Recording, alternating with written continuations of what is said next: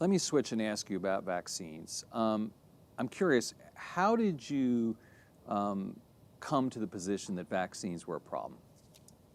First of all, you started out by introducing me as anti-vaccine, which I'm not. People say I'm anti-vaccine because they don't want to have the argument with me about how to improve vaccines. And I'm not anti-vaccine.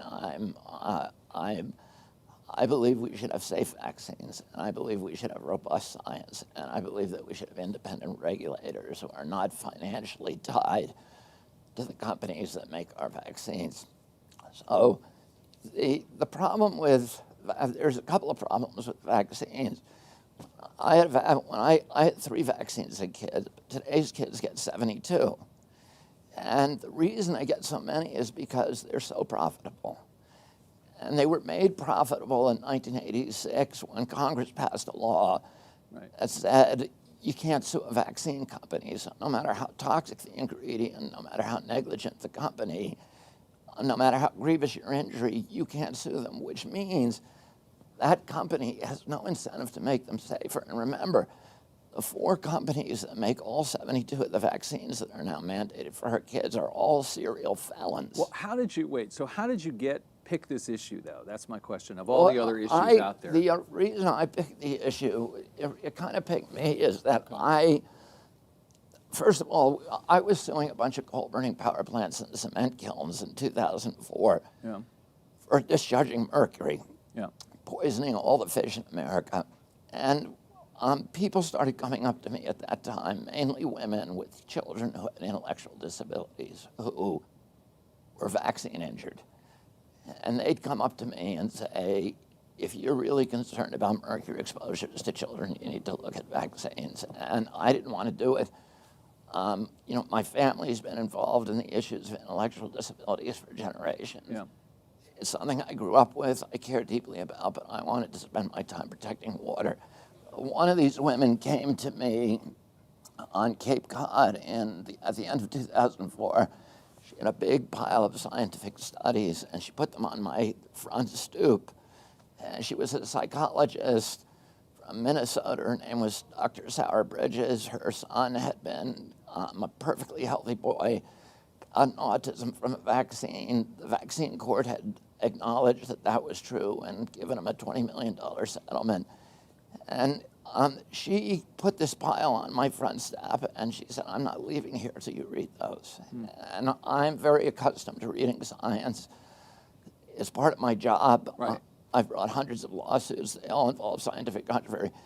I started reading that science, and I was immediately struck by the huge delta between what the actual science was saying and what the public health agencies were claiming. But there is, Robert, a huge body of science that doesn't support your position. Show it to me. Okay. Well, show it to me. I can, but I'm not going to do that right here. Show me one study. I'll show you a lot of studies, but right now, listen, I just want to know. Vaccinated children are healthier than unvaccinated children. Then I will put that study on my website, and I will quit my job. Okay, we will send it to you, probably. And I have no dog in this hunt. I'm just telling you that there's a big body of science, and several family members of yours called you out on this.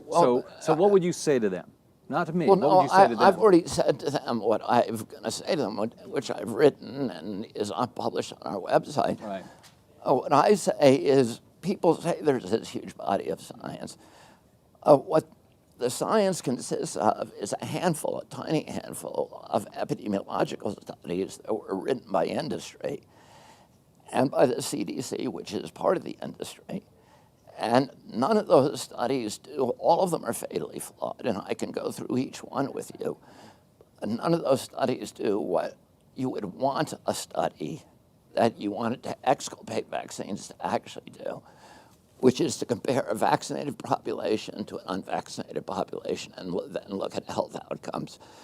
The Institute of Medicine, which is the National Academy of Science, which is the ultimate arbiter of vaccine safety science, has repeatedly said to CDC, you are claiming that you have studied this issue, particularly the issue between autism and vaccines. You have not.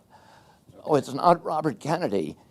It's the Institute of Medicine, which is the highest authority, scientific authority in our government, Right. has repeatedly said to CDC, you have not done the studies necessary to make these claims that you are making. In 2017, you met with President Trump and you said he was going to appoint you head of a commission about vaccines. That didn't happen. Why is that? My assumption is, and my assumption is based on empirical observation, because I can't look into President Trump's head, that the industry at that point got to him. And, you know, Pfizer immediately after that meeting with me, Pfizer made $1 million contribution to President Trump's inauguration. He then took people who were vaccine lobbyists, appointed them to the highest positions at CDC and HHS, and we were cut off. You have supported an organization that put a lot of ads on Facebook supporting your position, and now Facebook has banned those ads. Do you think that Facebook is censoring you? Of course they are. Facebook, all of the big tech is censoring any information about vaccine. That's why you can come up here and say I'm anti-vaccine, because I cannot, there's no forum. Well, you're partly anti-vaccine. No, I'm not. I'm against vaccine. I'm for vaccines, but I'm for safe vaccines. What's a safe vaccine? Listen, a safe vaccine is a vaccine that has been tested against a placebo or against a unvaccinated group, and that with that vaccine, where we can see from science that vaccine is averting more harm than it's causing, and that's all we want. And if you show me that study, Andy, I will quit my job at the CHD. I will post that study on our website, and I will leave. Right now, not one of the 72 vaccines that is now mandated for our children has ever been safety tested. But how is that possible? Do you really believe, Robert, that of all the 72 vaccines that you say are out there, that they're all unsafe? Is that really? It doesn't seem logical. I don't think anybody can say that they're safe because they've never been safety tested. And the reason they're not safety tested, the reason they have an exemption, every other medicine is tested against a placebo, usually for 5 years in double-blind tests, which means you give the blue pill to 10,000 people, an identical blue pill to 10,000 similarly situated people, and then you look at health outcomes. Every other medicine, every other medical device has to go through that test. The only one that is permanently exempt from that is vaccines. And the reason for that, it's an artifact of CDC's legacy as the Public Health Service, which was a quasi-military agency, which is why people at CDC have military ranks. The vaccine program was initially implemented as a national security defense against biological attacks on our country. So the people who were running it wanted to be able to get a vaccine to market very quickly to deploy it to 100 million Americans without regulatory impediments. So they said, we're not going to call it medicine because then we'd have to test it. We're going to call it biologics, and we're exempted from testing. And that's why no vaccine has ever been safety tested. You have to admit that your position is controversial, and you have this strong reputation as an environmentalist, and a lot of people criticize you about these positions. Are you concerned about your reputation?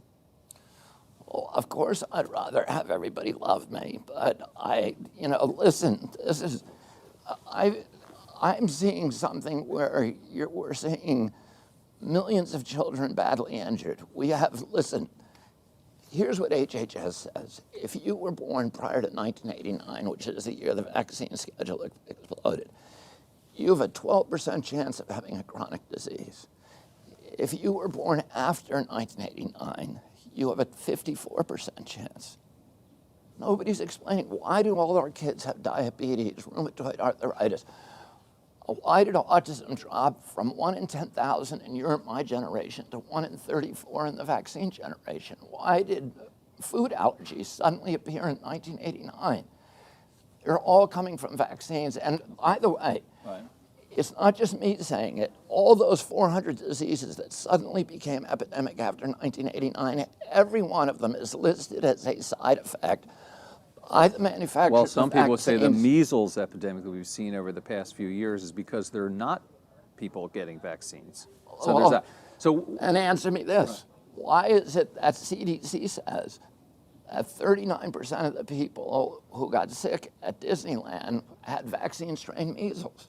I don't know the answer to that. Okay. I don't have Well, the neither does body CDC. of work that you what say it you have. says So is, what it shows is that the problem Right. is not that people are not getting vaccinated, it's that the vaccine is not effective as people say it is.